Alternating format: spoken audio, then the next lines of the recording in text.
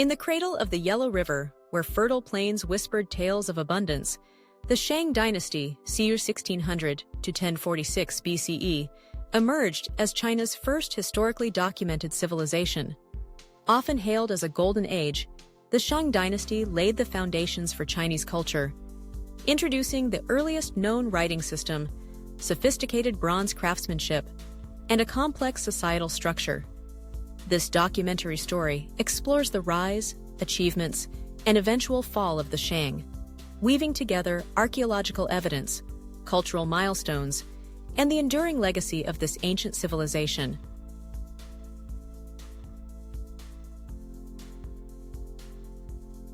Around 1600 BCE, as Egypt's new kingdom flourished and Mesopotamia's empires vied for dominance, the Shang dynasty coalesced in the Yellow River Valley.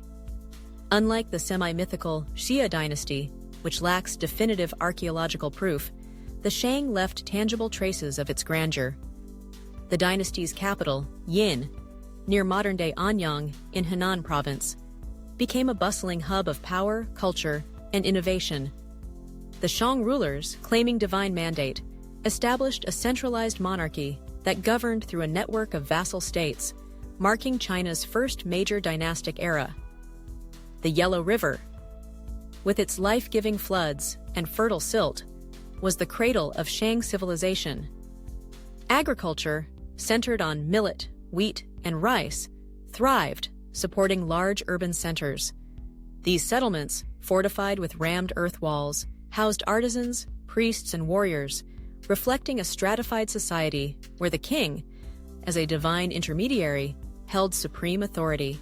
The oracle bones, a window into Shang writing. One of the Shang dynasty's most remarkable contributions was the development of the oracle bone script, the earliest known form of Chinese writing. Inscribed on turtle shells and ox scapulae, these scripts recorded divinations performed by Shang kings to commune with ancestors and deities. Questions about harvests, wars, and royal births were etched into the bones, which were then heated until cracks formed, interpreted as divine answers. The oracle bone script, with its pictographic and ideographic characters, is a direct ancestor of modern Chinese writing. For example, the character for tiger, hu, evolved from a stylized depiction of the animal, retaining its essence through millennia. Over 4,000 distinct characters have been identified, with about 1,000 deciphered, offering insights into Shang religion, politics, and daily life. This script not only facilitated governance, but also preserved cultural knowledge, cementing the Shang's place as a literary pioneer.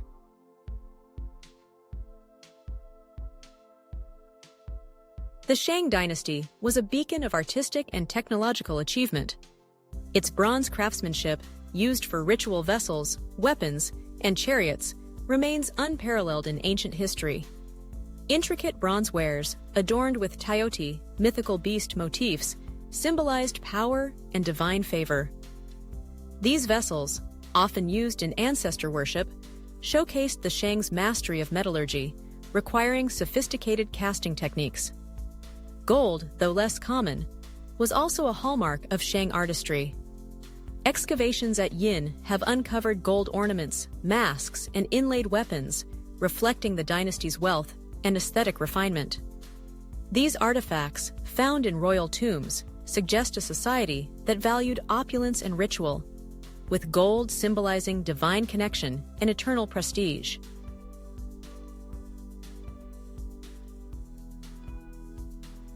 Shang society was hierarchical, with the king at the apex, followed by nobles, priests, warriors, artisans, and farmers.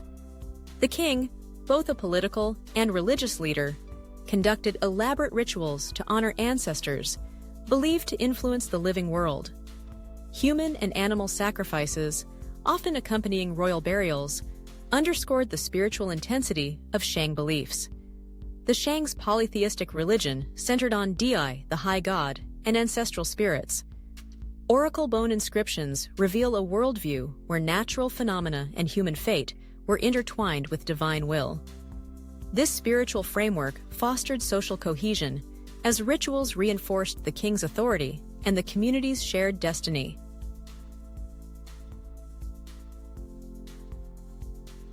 For nearly 500 years, the Shang Dynasty thrived.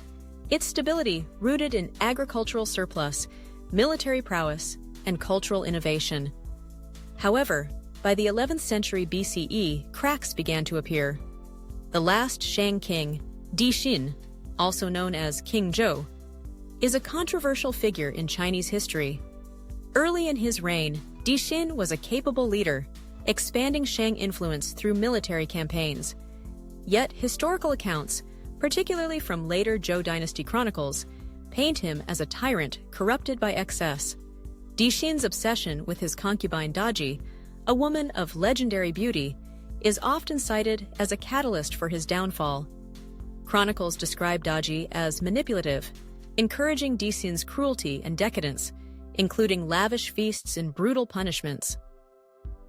While these accounts may be exaggerated by Zhou propagandists, they reflect growing discontent among Shang vassals and subjects. In 1046 BCE, the Zhou, a Western vassal state, capitalized on this unrest. Led by King Wu, the Zhou defeated Di Xin at the Battle of Muye, ending the Shang dynasty. Di Xin, according to legend, set fire to his palace and perished, marking the end of an era. The Zhou justified their conquest through the mandate of heaven, a concept that legitimized their rule by claiming divine approval, a philosophy that would shape Chinese governance for centuries.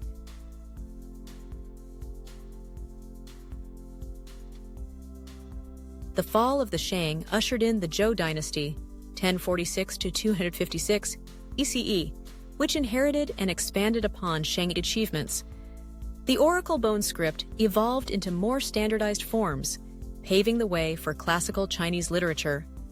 Bronze technology advanced, and the Zhou's feudal system built on Shang administrative models. The Shang's influence extended beyond the Zhou. Their writing system, rooted in the oracle bone script, became the bedrock of Chinese literacy, with characters still recognizable today. Their reverence for ancestors and ritualistic governance shaped Confucian ideals, while their urban planning and metallurgy influenced East Asian civilizations.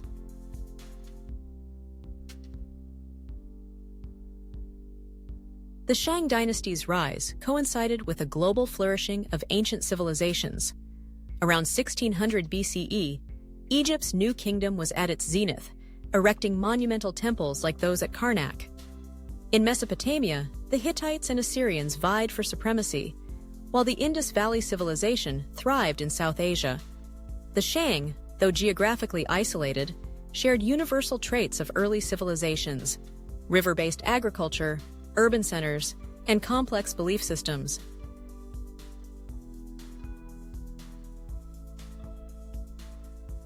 While the Shang dynasty predates the arrival of Buddhism in China, its cultural foundations set the stage for later religious transformations.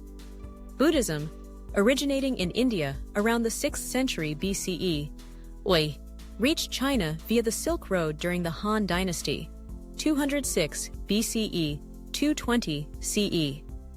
Merchants, monks, and travelers introduced Buddhist texts, which were translated into Chinese, blending with indigenous Taoist and Confucian traditions. By the Sui and Tang dynasties, 581 to 907 CE, Buddhism had become a state-supported religion, influencing art, architecture, and philosophy. Temples like the Longmen Grottos and the spread of Mahayana Buddhism reflect this integration. The Shang's early emphasis on ritual and spirituality likely eased the adoption of Buddhist practices, which emphasized meditation and moral conduct. The Shang dynasty, China's first documented golden age, was a crucible of innovation and culture. From the oracle bone script to intricate bronze vessels, the Shang laid the groundwork for Chinese civilization's enduring legacy. Their rise along the Yellow River, their artistic triumphs, and their eventual fall to the Zhou tell a story of ambition, creativity, and transformation. As we unearth their artifacts and decipher their scripts, the Shang continue to speak, reminding us of a time when a fledgling civilization dared to etch its dreams into bone and bronze.